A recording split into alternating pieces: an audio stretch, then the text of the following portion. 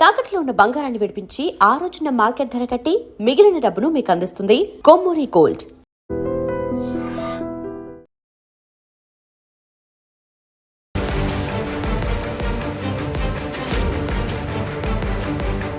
నమస్కారం, welcome to I dream media. నేను మీ సంగీత. Supreme court రీసెంట్గా ఎవరైతే ఇంటి ఓనర్స్ ఉంటారో వారు అద్దెకుంటున్న వారి పట్ల ప్రవర్తిస్తున్న తీరుపైన ఒక కీలకమైన తీర్పును వెలువరించడం జరిగింది. అదేంటంటే రీసెంట్గా సుప్రీంకోర్టులో ఒక కేసు ఫైల్ అయింది. ఒక వ్యక్తి ఒక 2 నెలల పాటు అతను రెంట్ కట్టలేక చాలా అవస్థలను ఎదుర్కొంటున్నాడు.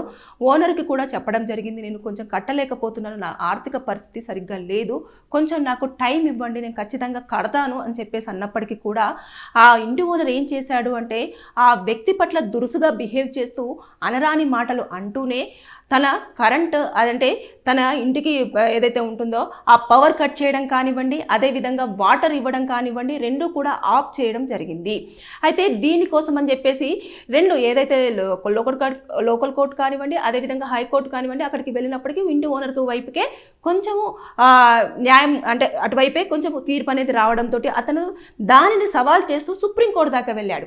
సుప్రీంకోర్టు దగ్గరికి వెళ్ళినప్పుడు ఎప్పుడైనా సరే ఇంటి ఓనర్స్ కంపల్సరిగా టెన్నెట్ విషయంలో ఒకవేళ అద్దెకు ఇవ్వకపోతే మీరు రిక్వెస్ట్ చేసి అద్దె కలెక్ట్ చేసుకోవాలి తప్పించి ఎలాంటి బెదిరింపులకు కానివ్వండి, ఇలా బ్లాక్మెయిల్ కానివ్వండి, అంతేకాకుండా చీకట్లో ఉంచే ప్రయత్నం కానివ్వండి, వారు రెగ్యులర్గా వాటర్ని యూజ్ చేసుకునే దాన్ని ఆపేయడం కానివ్వండి చెయ్యకూడదు అని చెప్పేసి చాలా స్ట్రిక్ట్గా అందులో చెప్పడం జరిగింది.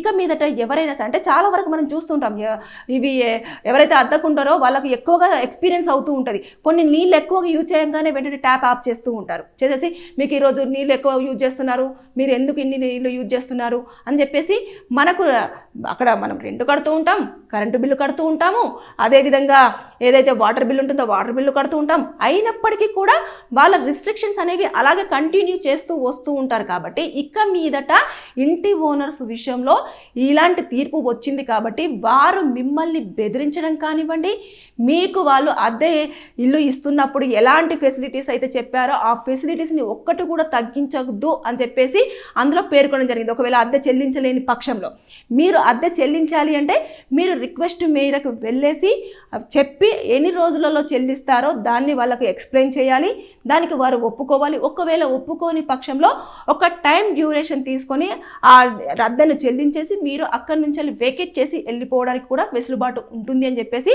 ఆ తీర్పులో చాలా స్పష్టంగా చెప్పడం జరిగింది.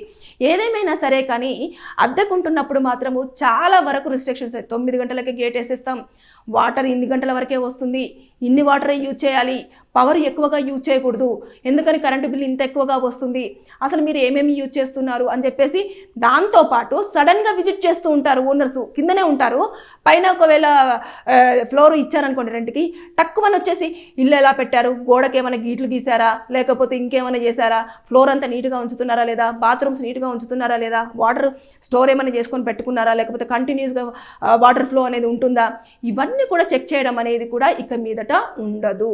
వాళ్ళు రెంట్ ఇచ్చేటప్పుడు ఏమేమైతే చెప్తారో అవి దాని ప్రకారంగా ఇప్పుడు వాటరు ఇన్ని గంటల నుంచి ఇన్ని గంటల వరకు వస్తుంది అన్నప్పుడు అన్ని గంటల వరకు ఇవ్వాలి.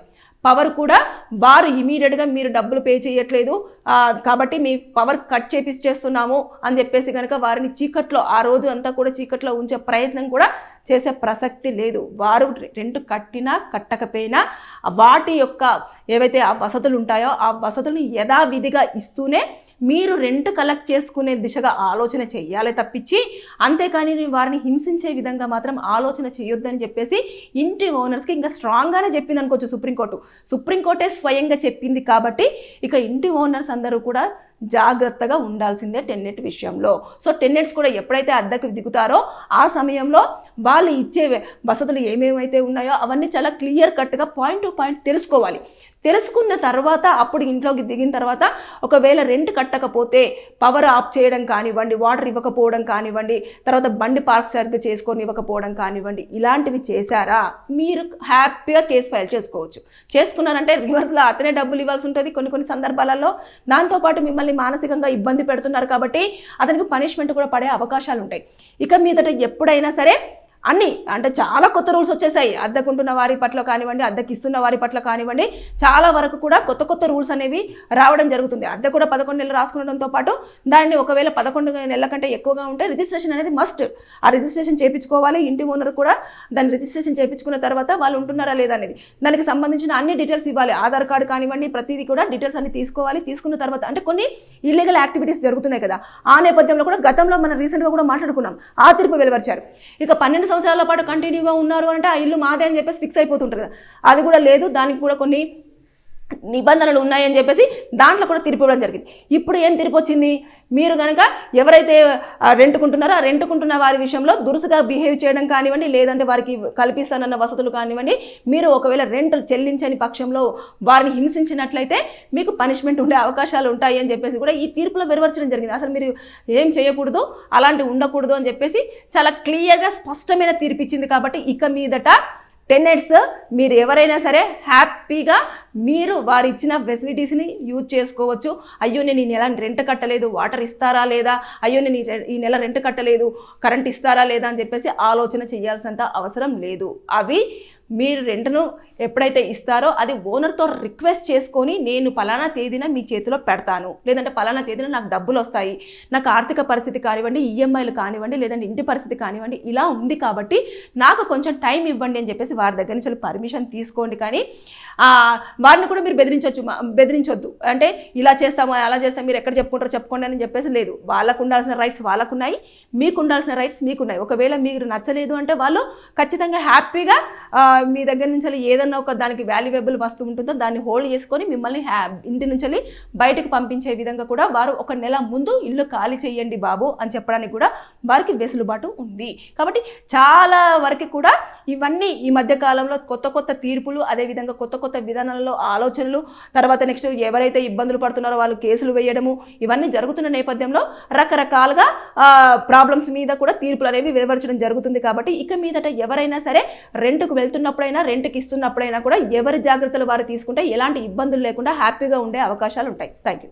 And for more videos, Please subscribe to iDream. Please subscribe to iDream. Please subscribe iDream. And please subscribe to iDream. For more videos, subscribe to iDream. please like, share and subscribe to the channel. Congratulations, iDream. Subscribe to iDream. Subscribe to iDream. So subscribe to iDream Media. iDream ki iDream team andarki huge congratulations. Please subscribe iDream Media. Please subscribe to iDream. Subscribe iDream. Please subscribe to iDream. iDream అంటే నా కళల ఛానల్ను subscribe చేసుకున్న నోరు తిరుగుతలేదు, మీరైతే గంట గుర్తు కొట్టండి. For more such videos, please subscribe to iDream. Subscribe to iDream. Please subscribe to iDream. Please subscribe iDream Media. Please do subscribe to iDream. Please subscribe to iDream Media. For best entertainment and information, please subscribe iDream. And don't forget to subscribe to iDream.